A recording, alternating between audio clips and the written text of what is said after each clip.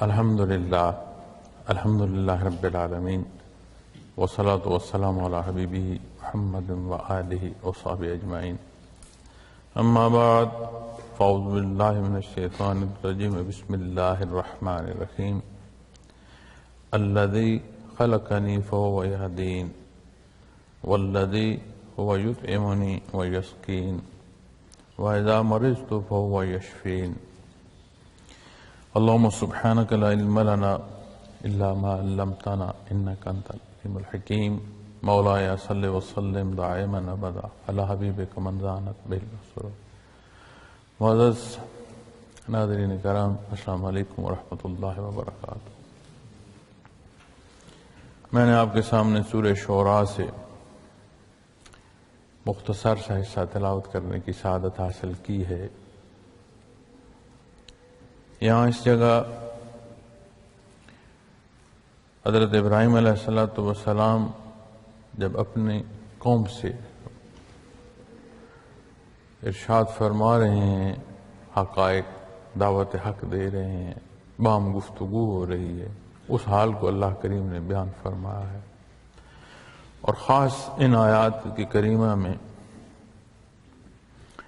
آپ علیہ السلام نے شان ربوبیت بیان فرمائی ہے. الذی خلقنی فہو یہدین، جس نے مجھے پیدا فرمایا سو وہی مجھے راستہ دکھاتا ہے. والذی هو یطعمنی ویسقین، اور وہی مجھے کھلاتا ہے اور پلاتا ہے. وَإِذَا مَرِضْتُ فَهُوَ یشفین، اور جب میں بیمار پڑتا ہوں تو وہی مجھے شفا بخشتا ہے. قرآن کریم میں انبیاء سابقہ کا جہاں ذکر آیا، اقوام سابقہ کا جہاں ذکر آیا، اس سے مراد ان واقعات کا محض بیان کر دینا ہی نہیں ہے، بلکہ اصول و ضوابط جو ہے وہ اس سے طے ہوتے ہیں اور معلوم ہوتا ہے کہ کس عمل کا نتیجہ کیا ہے. آپ علیہ السلام کی قوم نے جواباً کیا کیا؟ وہ جنہیں اللہ کریم نے دنیا میں طاقت دی تھی، اس حق کے جواب میں کیا کر گزرے اور کن نتائج سے گزرے، ایک الگ موضوع ہے. لیکن یہاں جب یہ بات ارشاد فرمائی جا رہی ہے تو ان آیات کریمہ کی جب ہم تفسیر میں جائیں گے تو اس پر بات ہوگی. جس نے مجھے پیدا فرمایا سو وہی مجھے راستہ دکھاتا ہے. فہو یہدین، زندگی ایک جہد مسلسل ہے اور ایک مسلسل عمل ہے. جو یہ کہے کہ میں کچھ نہیں کر رہا، کیا وہ اپنی زندگی میں ایک دن زندگی کا نہیں گزار رہا؟ کیا اس کی جو فرصت ہے اس میں سے ایک دن بیت نہیں گیا؟ تو کوئی بھی یہ نہیں کہہ سکتا کہ ایک مسلسل عمل جو ہے زندگی وہ مسلسل عمل نہیں، ایک مسلسل عمل ہے. جب کوئی بھی عمل جاری ہو اسے پھر ضرورت ہوتی ہے کسی راہ کے متعین ہونے کی، کہ کوئی راہ ہو جس پر وہ عمل چاہ سکے. چونکہ عمل تو ہے، ایک حصہ جاری ہے، اس جاری عمل کا صحیح اور غلط یہ نشاندہی بہت ضروری ہوتی ہے. چونکہ اگر راستہ درست نہیں ہے اور قدم بقدم مسافر چل رہا ہے تو غلط راستہ نقصان کا سبب بنتا ہے. تو یہاں جو حصہ بیان فرمایا گیا الذی خلقنی، جس نے مجھے پیدا فرمایا. اب اسی لیے دین اسلام کو دین فطرت بھی بیان فرمایا گیا ہے کہ تمام فطری تقاضے پورا فرماتا ہے کہ جس نے پیدا فرمایا. اب صرف اس میں نومولود کا دنیا میں آنا نہیں ہے. اس نومولود کو اللہ کریم نے کیا کیا خصوصیات عطا فرمائی ہیں، اس کی ضروریات کیا ہیں، ذرائع اس عالم آب و گل میں کتنے اور کیسے ہیں، ان سے کیسے اپنا حصہ لیا جا سکتا ہے، وہ کون سی حدود ہیں جہاں سے تفریق آ جائے گی، جہاں سے نفرت پیدا ہو سکتی ہے، جہاں سے انسانیت کے اندر فاصلے پیدا ہو سکتے ہیں. چونکہ بچہ ایک تو پیدا نہیں ہوا، یہاں نومولود ایک نہیں ہے، ایک جمع غفیر ہے، ایک مخلوق ہے. تو یہیں دار فانی میں ہر ایک کا اپنا حصہ ہے، اس فضا میں سانس کا حصہ ہر ایک کا اپنا ہے. اس زمین سے، اس کے سینے سے اگنے والی اجناس ہر ایک کا حصہ اپنا لے کر جو ہے اسے اب پہنچا رہی ہیں، پیدا ہو رہی ہیں اور اس تک حصہ پہنچ رہا ہے. اس لیے جس نے پیدا فرمایا، پھر جب بات خالق کی آتی ہے تو اس خالق کی ذات کی طرف جب رجوع کریں گے تو ایک ذات اپنی نہیں رہے گی. اپنے ساتھ جتنی انسانیت پیدا ہو رہی ہے صرف اس تک بات نہیں رہے گی. جو کچھ ہے سب مخلوق ہے، کوئی شے بچتی نہیں. ایک ذات ہے جو خالق ہے، پھر اس کے بعد سب کچھ مخلوق ہے. اب اس مخلوق میں حدود و قیود، اوصاف، تقسیم کار، بے شمار باریکیاں آتی ہیں، اور اس کا نکھار اور خوبصورتی آ ہی نہیں سکتی جب تک فَوَيَهْدِينَ کہ راستہ بھی وہیں سے نہ لیا جائے. خود انسان کے وجود سے اور انسان کی جو اللہ کریم نے اسے دسترس عطا فرمائی اسی سے اندازہ لگا لیں کہ ایک گھر میں اگر 5 فرد ہیں، ان 5 افراد کی ذہنی استعداد اپنی ہے، وجودی استعداد اپنی ہے.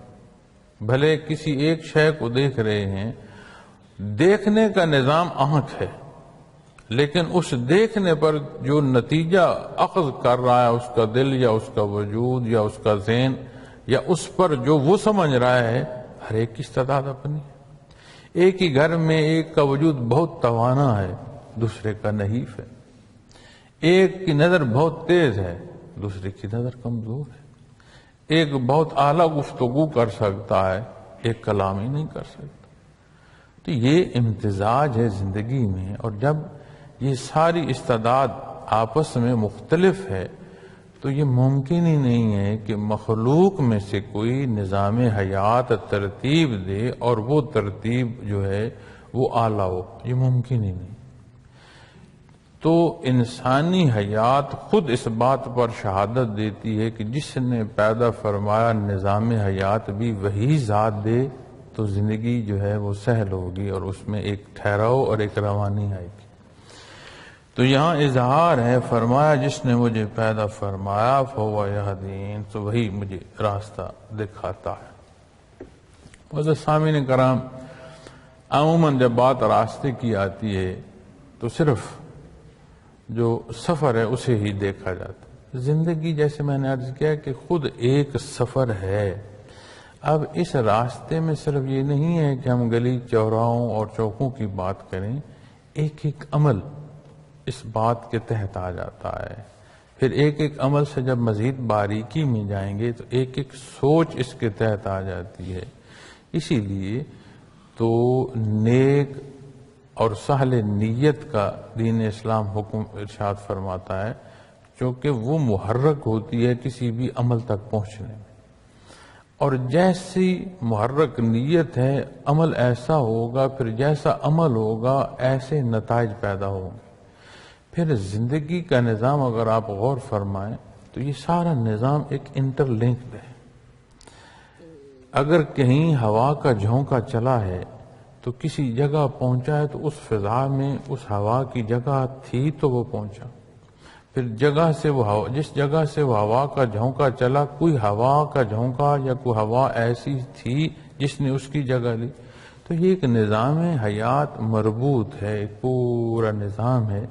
تو کسی ایک عمل سے پھر آگے عمل پیدا ہوتا ہے، اور اسی لیے کسی بدی کو، غلط سوچ کو، غلط عمل کو قرآن کریم فساد بیان فرماتا ہے کہ وہ اس کا صرف ذاتی حصہ نہیں رہتا، اس کے گرد و پیش جتنی مخلوق بستی ہے ان تمام کو اثر آتا ہے اس غلط عمل کا. تو ایک فساد پیدا ہو جاتا ہے.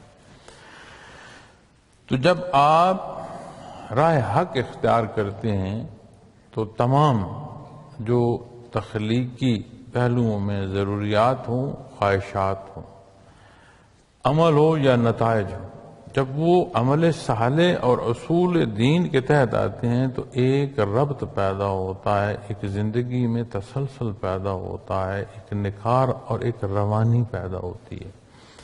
اس لیے حضرت ابراہیم علیہ السلام نے جب یہ ارشاد فرمایا کہ جس نے مجھے پیدا فرمایا فَهُوَ يَهْدِينِ، سو وہی مجھے راستہ دکھاتا ہے۔ اب جب ہم اسے اصول دین لیں گے تو پھر میرے اور آپ کی زندگی کا جو راستہ ہے اس کا تعین ہم نے کہاں سے لینا ہے؟ آج کی جو جدت ہے اس سے لینا ہے، آج کی جو ٹیکنالوجی ہے اس سے لینا ہے، کس سے لینا ہے؟ کوئی بہت بڑا عقل مند ہوگا، کوئی بہت بڑا شناسا ہوگا، کس سے لینا ہے؟ ہر وقت میں ایسے لوگ رہے ہیں جن کی دسترس عمومی لوگوں سے زیادہ رہی ہے، ہر وقت میں ایسے لوگ رہے ہیں جو عمومی لوگوں سے زیادہ طاقتور رہے ہیں، ہر وقت میں ایسے لوگوں کی تقسیم رہی ہے کہ جہاں عمومی لوگ ہیں وہاں امراء اور بڑے بڑے دولت مند رہے ہیں۔ اور انسانی حیات نے آج ہی نہیں ترقی کی، یہ مختلف زندگی کے کروٹیں ہیں، مختلف اقوام کی مختلف ادوار میں حالات جو ہیں تاریخ میں ملتے ہیں کہ انہوں نے مادی حیثیت سے ترقی کی۔ تو یہ ایک زندگی ہے، چل رہی ہے، کب تک ہے، کتنی ہے، یہ وہ پہلو ہیں جو اللہ کریم بہتر جانتے ہیں۔ لیکن جس طرح آج سے پہلوں نے کہ کوئی طاقتور ہے تو بھی اسے اصول چاہیے، کوئی دولت مند ہے تو بھی اسے اصول چاہیے، کوئی بہت ذہین ہے اسے بھی جو اصول چاہیے، اسی طرح آج بھی اگر ٹیکنالوجی کی طرف دیکھ کر ہم اپنی راہ کو متعین کریں گے تو ممکن نہیں ہے کہ زندگی سہل ہو سکے، ممکن نہیں ہے کہ کوئی کامیابی سے ہم کنار ہو سکے۔ تو ضرورت یہی ہے کہ جس نے ہمیں پیدا فرمایا، ہماری زندگی کی شب و روز اور ایک ایک زندگی کے پل کو کیسے گزارنا ہے اپنے کلام ذاتی میں ارشاد فرمایا، اپنے حبیب صلی اللہ علیہ وسلم کو مبعوث فرمایا، ہمارے پیارے نبی کریم صلی اللہ علیہ وسلم نے ان اصول و ضوابط پر زندگی بسر فرمائی، جنہیں ہمارے لیے پسند فرمایا، بیان فرمایا، اس کی صورت عملی حصوں میں بھی اختیار کر کے ہمارے لیے رہنمائی کا سبب فرمایا گیا۔ تو آج ہم نے اپنے راستے کو جو دیکھنا ہے تو اس حصے کے لیے در مصطفیٰ وہ جگہ ہے جہاں سے ہماری یہ ضرورت پوری ہو۔ پھر جب بات سفر کی آتی ہے تو تکمیل سفر بھی ہوتا ہے، جو رہ جاتا ہے نا سر راہ۔ اب کتنے مسافر ہیں، آج تو ایک جدت میں سفر کی کیفیت اور حال اپنا ہے، لیکن جو زندگی اتنی تیز نہیں تھی، اگر اس وقت کی مثال لیں تو کتنی قبور راستے میں ایسی ہوں گی جو قافلوں میں تھے، جنہوں نے ابتدا سفر کی مقصود کوئی منزل تھی، وہاں نہیں پہنچے، راستے میں وقت پورا ہو گیا تو راستے میں دفن کر دیے گئے۔ کتنے واقعات ملتے ہیں، کتنی تاریخی حوالے ملتے ہیں، کتنی فوجیں فاتح ہونے کو ہم رکاب ہوئیں، اس میں سے کتنے لوگ ہیں جو راستے میں دفن ہو گئے۔ تو جو راستے میں دفن ہوگا وہ بھی ایک منزل کو پہنچا۔ اب یہ الگ بات ہے کہ اس نے اپنے لیے منزل کا انتخاب کیا تھا اور اللہ کریم کو اس کی منزل کیا منظور تھی۔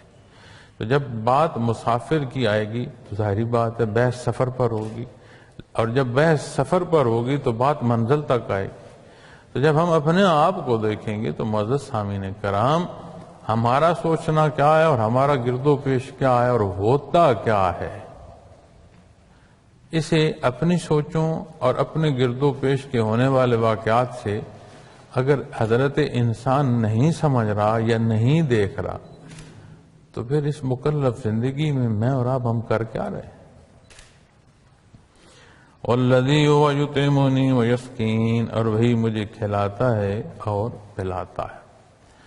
اب بقا اور بقا کے ذرائع جو مقرر وقت ہے، اس مقرر وقت میں یہ جو حیات ہے اور یہ جو بقا انسانی ہے، اس میں بڑی بنیادی حیثیت ہے یہ کھانا پینا۔ والذی یطعمنی ویسقین، اور وہی مجھے کھلاتا ہے اور پلاتا ہے۔ اب حق سے دوری کیا ہے؟ حق سے دوری یہ ہے کہ میں زور بازو سے دنیا چلا رہا ہوں، اپنی ضروریات پوری کر رہا ہوں۔ حق آشنائی کیا ہے کہ جو کچھ ہے اس کا میرے سمیت، اور جو ہے میرے پاس، یہ اگر عطا کے پہلو میں دیکھوں تو کمال ذاتی نہیں ہے، کمال ذات باری تعالیٰ کا۔ ہر شے جس کی ہے، جس کی شان قدرت ہے، جو خالق ہے، جس نے مجھے پیدا فرمایا، جو کچھ ہے اسی کی طرف منسوب ہے، تو پھر کیفیت اور حال الحمدللہ رب العالمین اس طرف جائے گی۔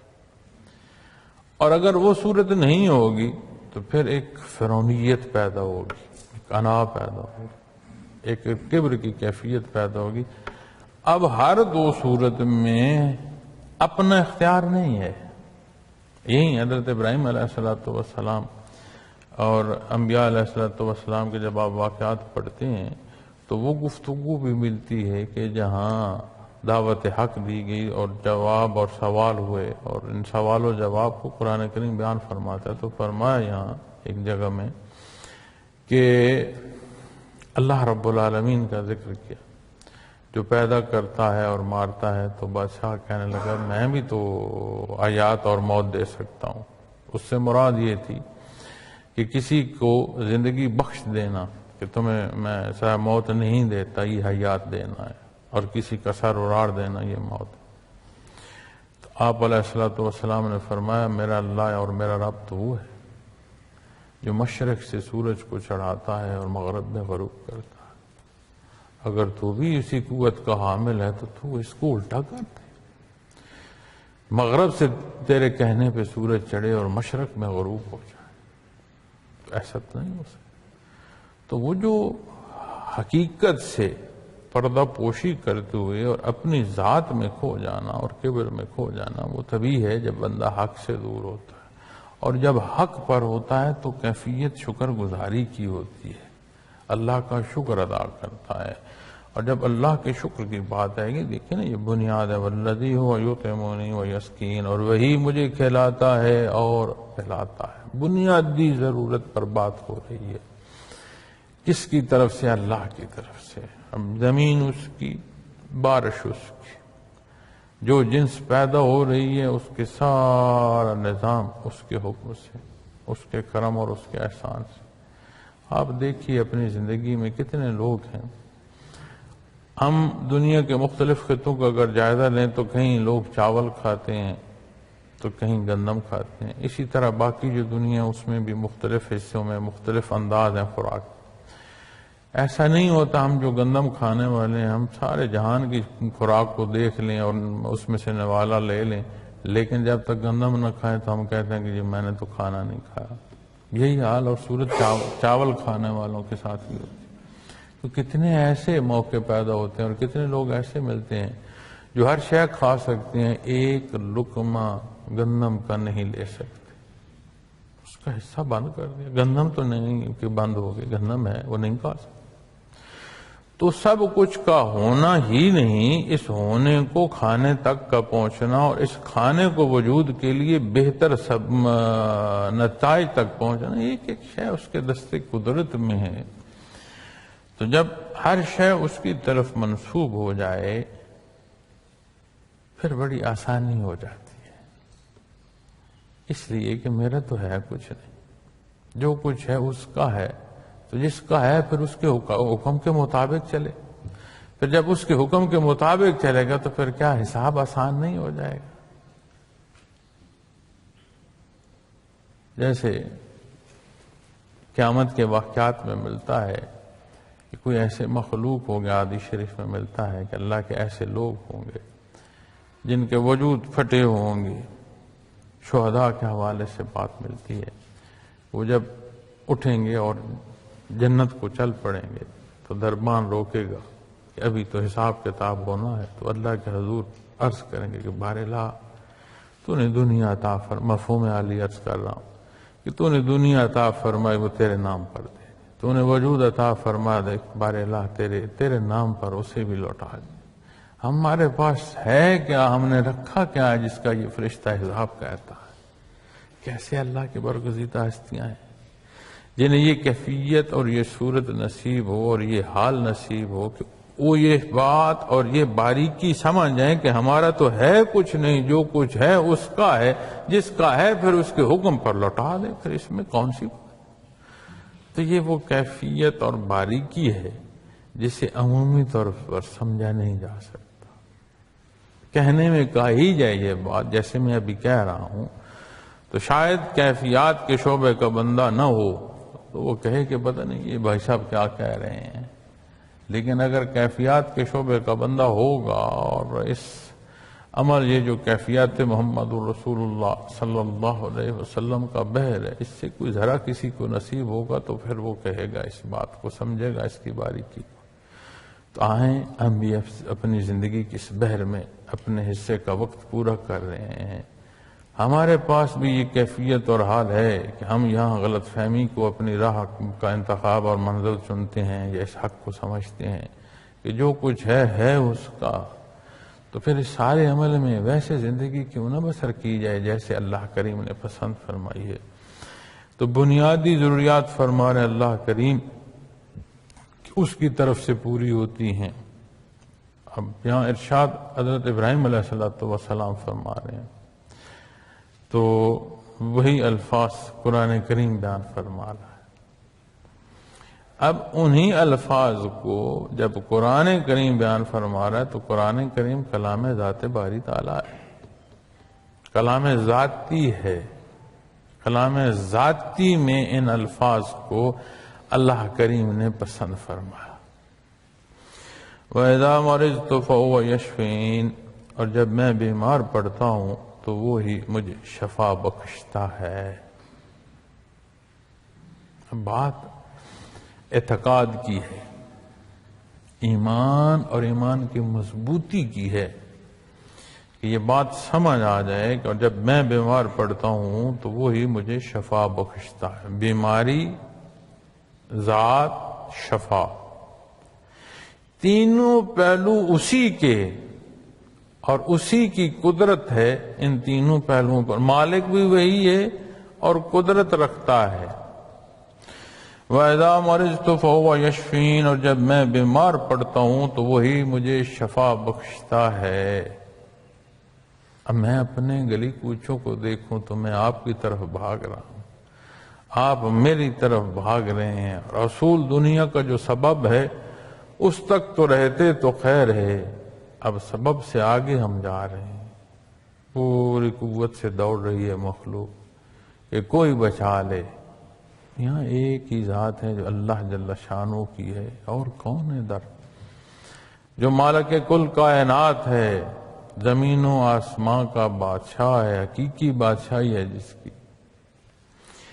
اور آج ہم اگر اسی آیہ کریمہ کی تفسیر کی روشنی میں اگر آج کی اس بیماری کو دیکھیں جس نے آج پوری دنیا کو لپیٹ میں لے رکھا ہے، تو ایک مخلوق بھاگ رہی، ایک ڈر ہے۔ اور مجھ سے سوال جب اس حوالے سے کیا گیا کہ جی یہ بہت ڈر ہے اس بیماری کا، تو میں نے جواب میں عرض کیا کہ یہ ڈر بیماری کا نہیں ہے۔ جو خوف کی علامات ہم انسانوں کے چہروں پر اور ان کے الفاظ میں دیکھ اور سن رہے ہیں، یہ خوف بیماری کا نہیں ہے، یہ خوف موت کا ہے۔ اور موت کی کڑواہٹ یا موت کی چاشنی، اس کا دار و مدار عمل پر ہے، اور عمل کی صحت کا دار و مدار اتباع محمد رسول اللہ صلی اللہ علیہ وسلم، کیونکہ کوئی بھی کام آپ نے کیا وہ عمل ہے، سہل یا بد، یہ پہچان کہاں سے ہے؟ در مصطفیٰ صلی اللہ علیہ وسلم۔ تو جب میں اس بیماری اور اس کیفیت کو دیکھتا ہوں تو میں یہ سوچتا ہوں کہ یہ دنیا کے جتنے سفر میں نے کیے ہیں، جتنے لوگوں سے میں ملا ہوں، اس ساری جدت میں ایک لاشعوری طور پر ایک بات جو انسانی مزاجوں میں پیدا ہو گئی تھی کہ ہر شے کا اختیار ہے ہمارے پاس۔ اب کتنی جدت ہے اور کتنا مادی ترقی ہے جس کے دعوے کیے جا رہے تھے، ہر شے دھرے کے دھرے رہے. اور جراثیم اتنا باریک ہے کہ کہتے ہیں کہ کپڑے کی باریکی اسے نہیں روک سکتی، تو دو دو کپڑے لگاؤ. کوئی کہتا ہے ماسک لگاؤ، کوئی کہتا ہے یہ ماسک عام جو ہے یہ اس کام کے قابل ہی نہیں ہے کہ اسے روک سکے. کتنی جدت اور کتنی ترقی. ایک لنگڑا مچھر کسی کا کبر توڑ دے. آج ایسے ہی نہیں ہے. کیا بادشاہی نمرود کی. ایک لنگڑا مچھر، اس نے اس حال کو پہنچا دیا کہ جوتے کھا کھا کے مر گیا. آج کی صورت کو اگر آپ دیکھیں تو یہ ساری جدت کہاں گئی. اب اس سے یہ مراد لے لینا کہ اسباب دنیا چھوڑ دیا جائے، یہ درست نہیں ہے. اسی لیے تو علماء کرام جب آپ کی اس آج کے حال پر بحث کرتے ہیں تو آپ کو وہ فرماتے ہیں کہ احتیاط لازم ہے. احتیاط اور شے ہے، اور خوف کی کیفیت کا یہ ہونا کہ یہ شے مجھے نقصان دے دے گی، یہ اور ہے. چونکہ دنیا دارالعمل ہے، اسباب ہے. نبی کریم صلی اللہ علیہ وسلم کی ذات اقدس امام الانبیاء ہے. آپ صلی اللہ علیہ وسلم نے احتیاطی تدابیر کے تحت ہی خوض مبارک اپنے وجود مبارک پر، سر مبارک پر پہنا. وجود مبارک پر زرہ ثابت ہے.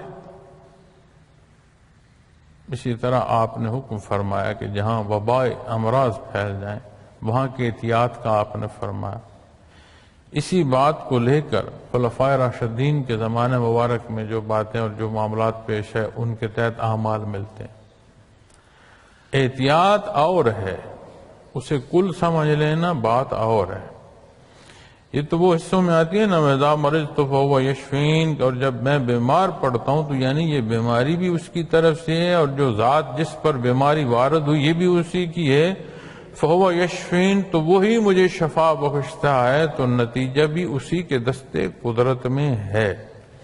تو آج جب بات اس بیماری کی جاتی ہے تو بے شک اس پر بحث ہو رہی ہے، اس پر تحقیق ہو رہی ہے، اس کے صد باب کے حوالے سے ایک پیش رفت ہے.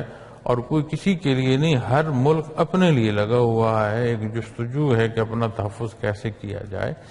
اس ضمن میں جو بنیادی حصہ ہے وہ احتیاط ہے، اور احتیاط کا اختیار کرنا ہماری ذمہ داری ہے. وجود کو خواہ مخواہ کی تکلیف دینا یہ درست عمل نہیں ہے، دینی حکم کے منافی ہے. پھر حکومت نے یہ جو فیصلہ کیا ہے کہ مساجد بھی آباد رہیں اور اجتماعات سے بھی اجتناب کیا جائے، اب یقین میں اسے بڑا معتدل فیصلہ سمجھتا ہوں کہ اللہ اکبر کی صدا بھی بلند ہو رہی ہے، خانہ خدا ہے اس میں جماعت بھی ہو رہی ہے، اور احتیاطی تدابیر بھی اختیار کی جا رہی. اب جب ہم بڑا محدود سوچتے ہیں اور اس سوچ میں ذاتی کیفیت اور حال کا دخل دیتے ہیں تو پھر تلخی پیدا ہوتی ہے. یہ وہ موقع ہوتے ہیں جہاں پر غلطیاں اور کوتاہیاں چھوڑ دینی چاہیے، جہاں پر بہتر تدابیر اختیار کرنی چاہیے. اور ایسی تکالیف سے اگر مثبت تبدیلی آ جائے تو یہ تکالیف جو ہیں یہ ایک نعمت کے طور پر آ جاتی ہیں، ایک برکت کے طور پر آ جاتی ہیں. کوئی تکلیف جو ہے اس سے توبہ نصیب ہو جائے تو جسے توبہ نصیب ہوئی ہے اس کے لیے وہ تکلیف برکت کا سبب بن گئی کہ ہوش آ گیا. تو یہی بات قرآن کریم فرماتے ہیں کہ کامیابیوں میں بھی امتحان ہے اور تکالیف میں بھی امتحان ہے. صحت و بیماری دونوں صورتوں میں امتحان ہے. صحت ہے تو حدود و قیود کا خیال رکھا گیا کہ نہیں، بیماری ہے تو شفا کی جو ہے طلب وہ کہاں سے ہے. اسی طرح جب یہاں ہم دیکھیں گے اور آج کی اس بیماری کو دیکھیں گے، اس میں میری اور آپ کی تمام کی ذمہ داری ہے اپنے حصے کا کردار ادا کریں. اسی ضمن میں ہم بحثیت سلسلہ نقشبندیہ اویسیہ اور اس کی ساری جو ذیلی شعبے ہیں اس کے تحت اپنی طرف سے پوری کوشش کر رہے ہیں کہ ہم احتیاطی تدابیر کو بھی اختیار کریں اور اپنے طور پر ایسی صورتحال کے لیے تیار بھی رہیں کہ خدا نخواستہ کہ یہ صورتحال مزید بگڑے تو ہم اپنے حصے کا کام کر سکیں۔ اس میں یہ بھی کوشش ہے کہ ہم نہ صرف وطن عزیز میں اس موضوع یا اس معاملے کے پر کام کریں بلکہ دنیا میں جہاں ہمارے متعلقین ہیں ہم کوشش کریں گے انشاءاللہ کہ وہاں پوری ایک انسانیت کی جو فلاح اور خدمت ہے اس کے لیے ہم اپنے آپ کو پیش کر سکیں۔ تو یہاں جو اپنے ذمہ دار ہیں ان سے میں یہ عرض کروں گا کہ احتیاطی تدابیر بھی اختیار کریں اور اپنے آپ کو ایسی صورتحال کے لیے کہ جو اس سے خراب تر ہو ذہنی طور پر ضرور تیار رکھیں، اور اللہ کریم مہربانی فرمائے کہ یہ تکلیف بڑھے نہیں، اور دعا بھی ہے اور ایک چاہت بھی ہے کہ اللہ کریم ہمیں حفاظت عطا فرمائے، اس تکلیف سے تمام انسانوں کو برات عطا فرمائے اور حق کی طرف دھیان جو ہے وہ نصیب ہو اور حق اختیار کرنا نصیب ہو۔ تو اس کے بعد پھر معاملات جو دنیا کے یا دنیا کی انتظامات کے آتے ہیں تو اس میں جیسے میں نے عرض کیا کہ تمام ممالک اپنے اپنے حصے کا کام ہے وہ کر رہے ہیں اپنے تئیں، تو ہم بھی جو اپنی حکومت ہے یا جو اپنے ادارے ہیں ان کے ساتھ پوری معاونت کریں گے انشاءاللہ، جہاں ہماری ضرورت ہوئی ہم جس قابل ہوئے ہم اپنا آپ پیش بھی کرتے ہیں اور اپنے حصے کے امور جو ہیں ان کی انشاءاللہ پوری ذمہ داری سے سر انجام دہی بھی کریں گے انشاءاللہ۔ تو جو نقطہ یا جو بات سمجھنے کی ہے وہ یہ ہے کہ والذی یمیتنی ثم یحیین، اور وہ مجھے موت دے گا پھر مجھ کو زندہ کرے گا۔ بڑا خوف ہے نا تکلیف کا اور بیماری کا۔ تو امت محمد رسول اللہ صلی اللہ علیہ وسلم کا یہ تو ایک رہنمائی ہے، ایمان ہے، یقین ہے، وہ مجھے موت دے گا پھر مجھ کو زندہ کرے گا۔ تو کتنے لوگ ہیں جنہیں بیماری نہیں اور موت واقع ہو جاتی ہے، بھلے چنگے ہوتے ہیں، گرتے ہیں، سیدھا کرو وہ فوت ہو چکے ہو۔ تو اس لیے اس موضوع سے اس تکلیف سے گھبرائیں نہیں، یہ زندگی کا حصہ ہے اور زندہ ہونے کی علامات میں سے یہ تنگی تکلیف، خوشی غمی، دکھ سکھ، دھوپ چھاؤں، سردی اور گرمی، یہ زندہ ہونے کی نشانیاں ہیں۔ تو جب تک زندگی ہے یہ تغیر و تبدل رہیں گے، لیکن جو ایمان ہمارا ہے والذی یمیتنی ثم یحیین، اور وہ مجھے موت دے گا پھر مجھ کو زندہ کرے گا۔ جیسے میں پہلے کہتا آ رہا ہوں کہ اس سارے میں ضرورت ہے ہم اپنے آپ کو دیکھیں، اپنی غلطیوں اور کوتاہیوں کو دیکھیں اور انہیں چھوڑیں، اچھائیوں کو سمجھیں، سیکھیں، اسے ہم اختیار کریں، تو پھر یہ موقع جو ہے یہ بار نہیں ہوگا۔ موت ایک حقیقت ہے اور تلخ حقیقت ہے۔ نبی کریم صلی اللہ علیہ وسلم کے فرمان کہ ایسے جیسے ایک خاردار جھاڑی سے باریک کپڑا جو ہے اسے کھینچ کر الگ کیا جائے، ایسے ایک ایک وجود کے تن سے جو ہے وہ روح نکلتی ہے۔ لیکن آپ صلی اللہ علیہ وسلم کے قدم مبارک نصیب ہوں، اتباع نصیب ہو، قرآن نصیب ہو، یہ تلخی نہیں رہتی، شیرینی میں بدل جاتی۔ کیوں؟ اس لیے کہ یہ اللہ کریم کی پسندیدہ راستہ ہے، اور اس راستے کا جب ہم اختیار کریں گے تو یہ صحت اور بیماری کیا ہے۔ جو لوگ موت سے ڈر رہے ہیں، بندے مومن اس بیماری سے اپنے آپ کو شہید کے درجے پر سمجھتا ہوا اس راستے پر جا رہا ہو کہ یہ ناگہانی موت جو ہے یہ ایک درجہ شہادت ہے، ایک درجے کا نصیب ہو۔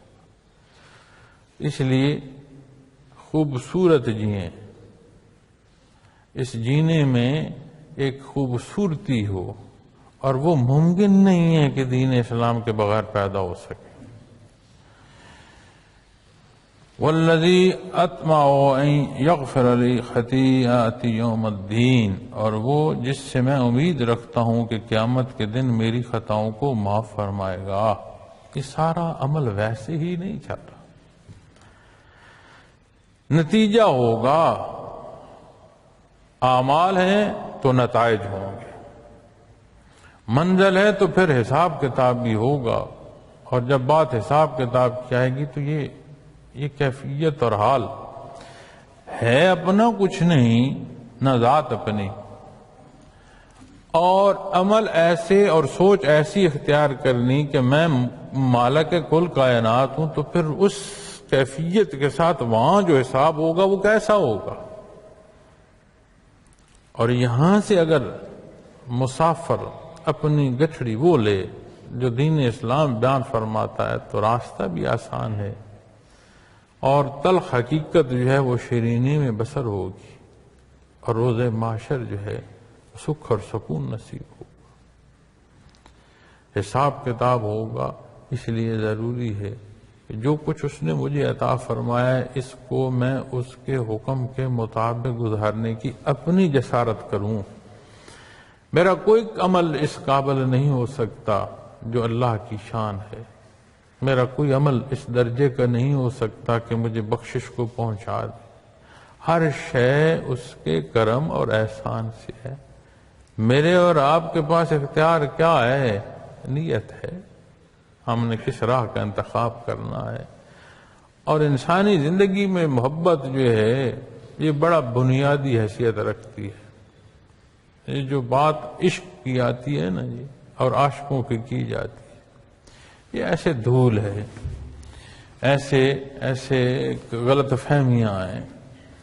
حقیقی عاشق یا عشق وہی ہے جو اللہ کریم سے ہو اور شدید ہو، ایسا عشق کوئی نہ ہو۔ کیا مومن کی معراج کو قرآن کریم یہی نہیں فرماتا کہ بندہ مومن تو وہ جو اللہ جل شانہ سے شدید محبت کرتا ہو؟ تو یہی جاننا عمل تک پہنچاتا ہے، یہی عمل تک کا پہنچنا نبی کریم صلی اللہ علیہ وسلم سے محبت اور اس محبت میں اضافے کا سبب بنتا ہے، اور یہی اتباع ہے جو اللہ جل شانہ سے اس درجے کی شناسائی عطا کرتی ہے کہ بندے کو اللہ کریم سے محبت نصیب ہوتی ہے۔ اور کیسی محبت جس میں کبھی کسی پہلو سے کوئی جھول نہیں ہے۔ یہاں تو بات محبوب کی ہے کہ محبوب کہاں، کیسے، کیا سوچا، کیا سمجھا، محبوب کا مزاج کیا۔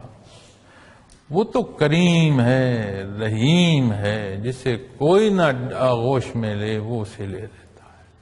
ساری زندگی اس کی حکم عدولی کرتے رہو، اس فرصت کے لمحات میں آخری گھڑی میں بھی معافی نصیب ہو جائے اور طلب صادق نصیب ہو جائے، وہ معاف بھی فرماتا ہے، عطا بھی فرماتا ہے۔ بڑے حضرت رحمت اللہ تعالی علیہ کا ایک دفعہ میں بیان سن رہا تھا تو ارشاد فرما رہے تھے، حالانکہ بات کوئی دنیا کے امور کے حوالے سے تھی یا ضروریات دنیا کے حوالے سے تھی، تو وہ فرما رہے تھے، یہ لوگ کہتے ہیں کہ میں کہاں سے ضرورت پوری کرتا ہوں، تو وہ فرماتے ہیں کہ میرا اس کے خزانے میں ہاتھ ہے جس کا نہ خزانہ کم ہوتا ہے اور جہاں سے لے لینا نہ وہ اس پر ناراض ہوتا ہے۔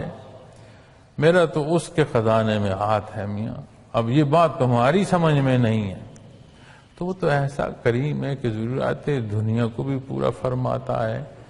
اس نے پیدا فرمایا، کتنا بڑا احسان کیا، اپنی عبادت کو پیدا فرمایا۔ اس کی ذات سے محبت اور عشق ہو، یہ تڑپ ہو کہ وہ انعام جو اہل جنہ کا سب سے بڑا انعام ہے کہ انہیں دیدار باری تعالی نصیب ہو، اس کیفیت اور حال اور اس طلب میں زندگی بسر ہو، کیا خوبصورت۔ کیا میاں اسے کرونا کہے گا، وہ تو منتظر ہے موت کا۔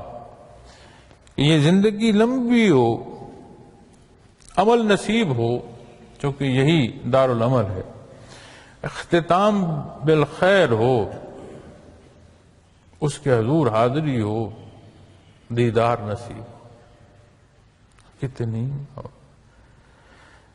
اپنے آپ کو ہم کیا ہے بھائی میں اپنے آپ کو دیکھوں تو کیا ہوں کہ مشت غبار ہے. کیا آتا ہے دیدار باری تعالیٰ. کتنی بلندی ہے. تو کیا یہی راستہ نہیں ہے؟ کیا میری طرح اور آپ ہی کی طرح ہم سے پہلے جو لوگ آئے وہ صبح اور شام نہیں دیکھتے رہے؟ رات آئی رات ڈھل گئی، صبح آئی دن میں بدل گئی، دن ڈھل گیا پھر رات آ گئی. تو کیا یہی ان کی بھی زندگی نہیں تھی؟ یہی بھوک، یہی پیاس، یہی خواہشات، کوئی ہنسا کوئی رویا، کسی کی کوئی حیثیت. تو آج بھی زندگی وہی ہے. تکمیل کے ذرائع بدل رہے ہیں، انسان بھی وہی ہے، ضروریات بھی وہی ہیں. تو اس سارے حصے میں ضرورت ہے کہ ہم اللہ جل شانہ سے امید رکھیں، اور وہ جس سے میں امید رکھتا ہوں کہ قیامت کے دن میری خطاؤں کو معاف فرمائے گا. اب یہ ارشاد فرما رہے ہیں حضرت ابراہیم علیہ السلام، خلیل اللہ، خلیل اللہ. قرآن کریم فرماتا ہے ان کی خیلنگ تباہ ہونے پر احکامات باری تعالیٰ کی تکمیل، قرآن کریم ان کی ذات کے حوالے سے شہادت دیتا ہے. امتحان جو ان پر آئے اس میں وہ پورے اترے، یہ شہادت قرآن کریم دے رہا ہے.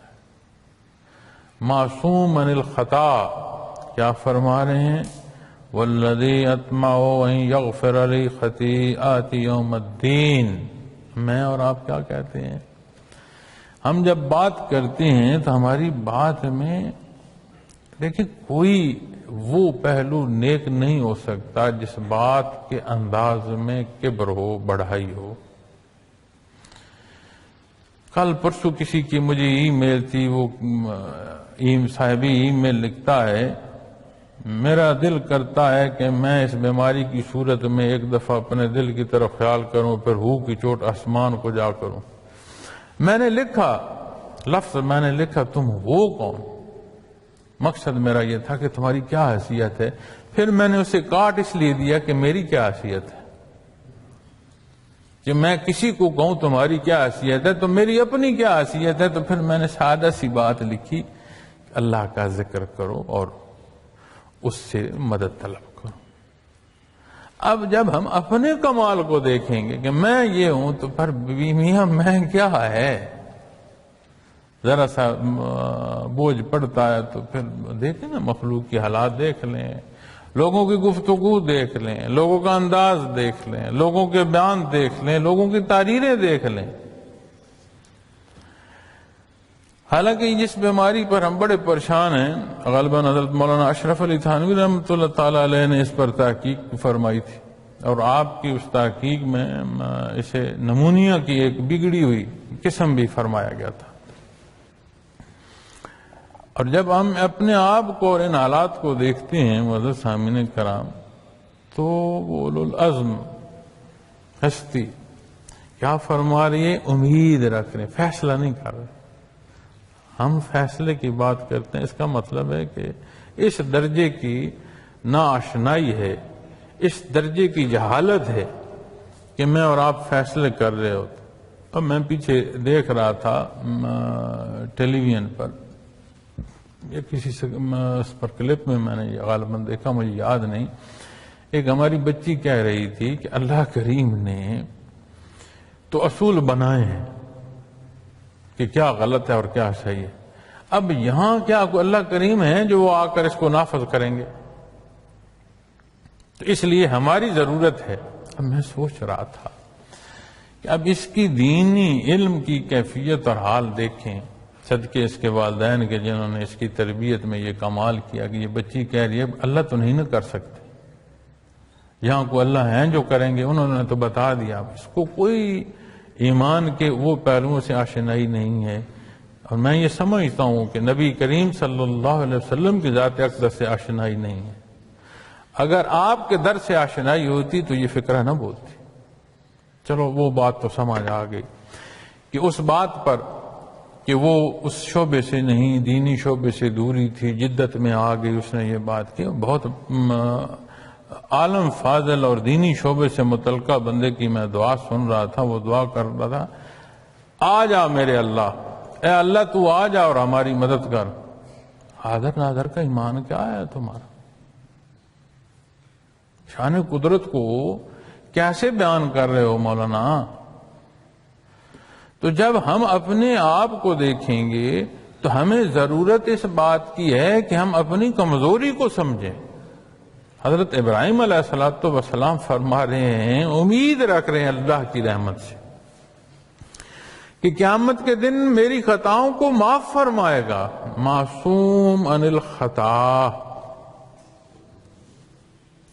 نبی کریم صلی اللہ علیہ وسلم کتنی عبادت فرماتے تھے، پاؤں مبارک جو ہیں وہ اس میں وہم آ جاتے تھے، سوج جاتے تھے. اتنی اللہ کے حضور کیفیت اور حال تھا کہ آپ کی ریش مبارک سے آنسو ٹپک کر سینے مبارک پر گر رہے ہوتے تھے. اتنے آنسو آئے کہ آپ کی ریش مبارک بھیگ گئی، اس میں سے پھر آگے ٹپک رہے. یا رسول اللہ صلی اللہ علیہ وسلم، اتنی تکلیف اپنے آپ، وہ ذات جن سے شفاعت. آپ صلی اللہ علیہ وسلم ام المومنین رضی اللہ تعالیٰ عنہ کے جواب میں آپ نے ارشاد فرمایا کہ تو کیا میں اس کا شکر ادا نہ کروں؟ استغفار میں آپ نے فرمایا میں اللہ کا حضور استغفار کرتا ہوں، تم لوگ استغفار کیا کرو. امام الانبیاء.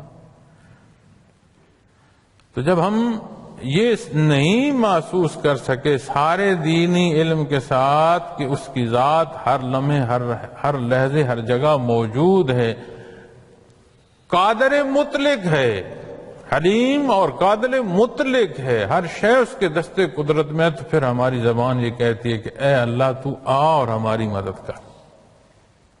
پھر اسی طرح کے اعمال بھی ہوں گے، پھر اسی طرح قیامت کے بارے ہماری سوچ اور نظریات بھی ہوں گے. اور اللہ معاف فرمائے، اس راہ کا اختتام اچھا نہیں ہے، یہ بالخیر نہیں لگتا. ہم گناہگار لوگ ہیں، اللہ ہمیں معاف فرمائے اور اچھے کی توفیق عطا فرمائے. بڑا خوبصورت ملک ہے، خوبصورت قوم ہے، بے شمار وسائل ہیں. اللہ ہمیں اس سارے عمل میں عدل کی توفیق عطا فرمائے. رب حب لی حکما والحقنی بالصالحین. اے میرے پروردگار مجھے حکمت عطا فرمائیے، مجھے نیک لوگوں کے ساتھ شامل فرمائیے. کون فرما رہے ہیں؟ حضرت ابراہیم علیہ السلام. اور میرا گمان کیا ہے، ساری ہر طرف برائی ہے اور میں ایک نیک ہوں. کتنا فاصلہ ہے. اس فاصلے کو ناسمجھی اور جہالت نہ کہوں تو کیا کہوں. تو کم علم ہوں، مجھے اگر اس پہلو اور اس کے مترادف بے شمار لفظ آتے میں ایک ایک کہہ کر وہ بولتا. وَاجْعَلْنِي مِنْ وَرَثَةِ جَنَّةِ النَّعِيمِ. اور مجھے نعمت کی بہشت کے وارثوں میں سے کیجئے. وَاجْعَلْ لِي لِسَانَ صِدْقٍ فِي الْآخِرِينَ. آخرین. اور میرا ذکر سچا آئندہ آنے والوں میں جاری رکھیے اور مجھے نعمت کی بہشت کے وارثوں میں سے کیجئے. اب یہ آئندہ آنے والا اجر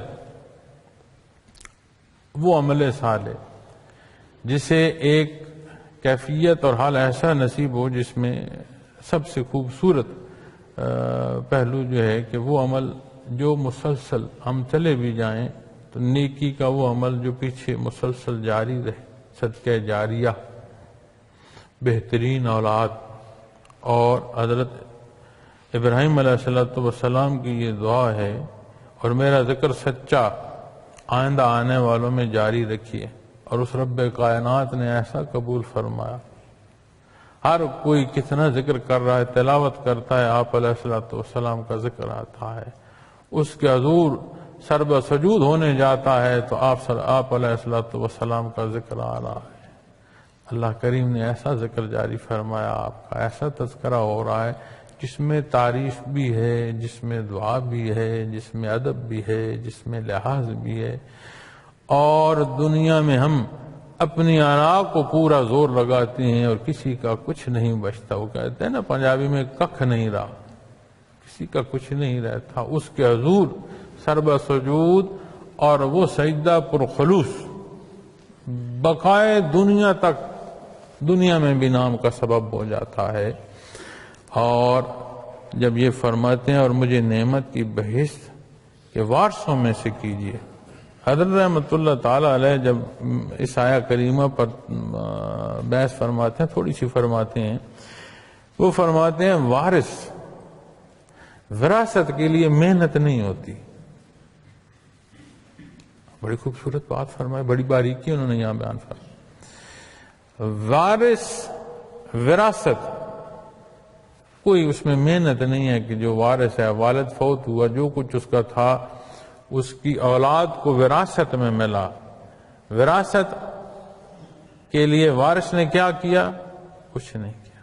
وہی اللہ نے جو رشتہ عطا فرمایا وہی سبب ہے. ذاتی تو اس نے محنت تو دنیا کی بھی کوئی نہیں کی. اب یہاں فرمائے اگر مجھے نعمت کی بہشت کے وارثوں میں سے کیجئے، تو وہ فرماتے ہیں کہ یہ اللہ کی عطا ہے، بندے مومن کی معراج ہے. انبیاء علیہ الصلوۃ والسلام یہ دعا کر رہے ہیں تو ان کے صدقے امتی ہونے کی حیثیت سے اپنے حصے کی وراثت ہے جنت، لیکن مقصود جنت نہیں ہے. اب اللہ کے اتنے پیارے نبی جو رسول جنت کی دعا فرما رہے ہیں، اللہ کی رضا کی نشانی ہے. کیونکہ جنت اللہ تو نہیں ہے، غیر اللہ ہے. جب غیر اللہ ہے تو اس کی دعا کس لیے؟ وہ نشانی ہے کہ جن سے اللہ راضی ہو، اللہ کی رضا کی نشانی. اور عطا کیا کہ وراثت کے پہلوؤں میں دعا فرما رہے ہیں. کلام ذاتی میں رب کائنات اس بات کو ارشاد فرما رہے ہیں اور فرما رہے ہیں نبی کریم صلی اللہ علیہ وسلم کو کہ میرے حبیب انہیں اطلاع کر دیں، ان حالات سے آگاہی دیں کہ ایسا بھی ہوا ہے. یہ بھی بات ہے، یہ بھی اپنے لیے راہ متعین کر سکے. تو یہ اس کی شان کریمی ہے، اس کا کرم اور احسان ہے. اور اللہ کریم ہمارے حال پر رحم فرمائے، ہمیں اس تکلیف سے ازالہ عطا فرمائے اور ایک قوم بن کر ابھرنے کی توفیق عطا فرمائے.